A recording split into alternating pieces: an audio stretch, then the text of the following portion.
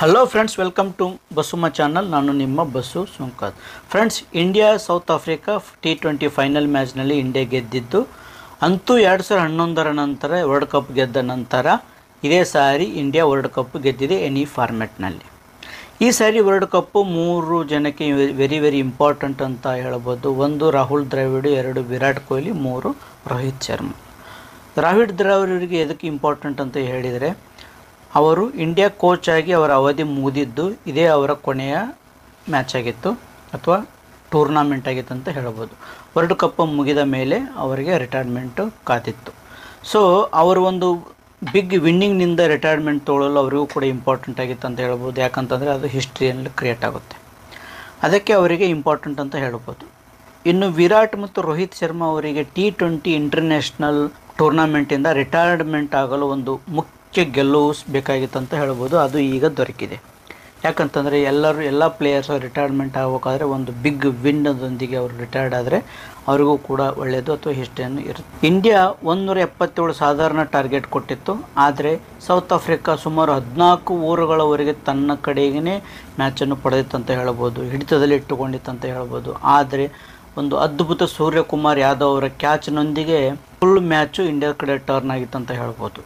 ಮ್ಯಾಚ್ನ ನಂತರ ವಿರಾಟ್ ಕೊಹ್ಲಿ ಮತ್ತು ರೋಹಿತ್ ಶರ್ಮಾ ತಮ್ಮ T20 ಇಂಟರ್ನ್ಯಾಷನಲ್ ಫಾರ್ಮ್ಯಾಟ್ಗೆ ರಿಟೈರ್ಮೆಂಟ್ ಹೇಳಿದರು. ಹಾಗೆ ಗೆದ್ದ ನಂತರ ತುಂಬ ಸಂತೋಷದಿಂದ ಕಣ್ಣೀರನ್ನು ಹಾಕಿದ್ದು ನಾವು ನೋಡ್ಬೋದು.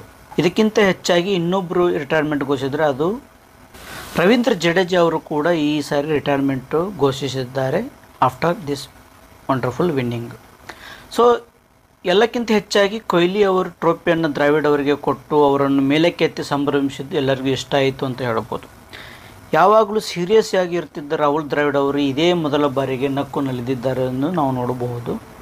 ಕ್ರಿಕೆಟ್ ಪ್ರೇಮಿಗಳಿಗೆ ಅದೆಲ್ಲ ಗೊತ್ತಿರುತ್ತೆ.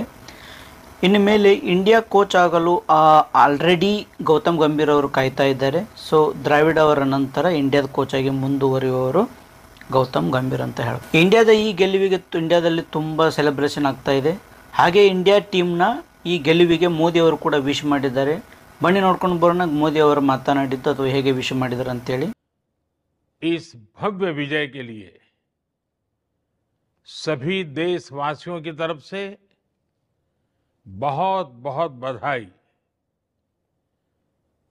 आज 140 करोड़ देशवासी आपके इस शानदार प्रदर्शन के लिए गर्व अनुभव कर रहे हैं.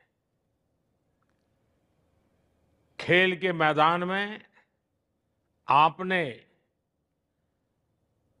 वर्ल्ड कप जीता, लेकिन हिंदुस्तान के हर गांव, गली, मोहल्ले में आपने कोटि कोटि देशवासियों का दिल जीत लिया. ಓಕೆ ಫ್ರೆಂಡ್ಸ್, ವಿಡಿಯೋ ಇಷ್ಟ ಇದ್ದರೆ ಲೈಕ್ ಮಾಡಿ, ಶೇರ್ ಮಾಡಿ, ಸಬ್ಸ್ಕ್ರೈಬ್ ಮಾಡಿ. Thank you very much.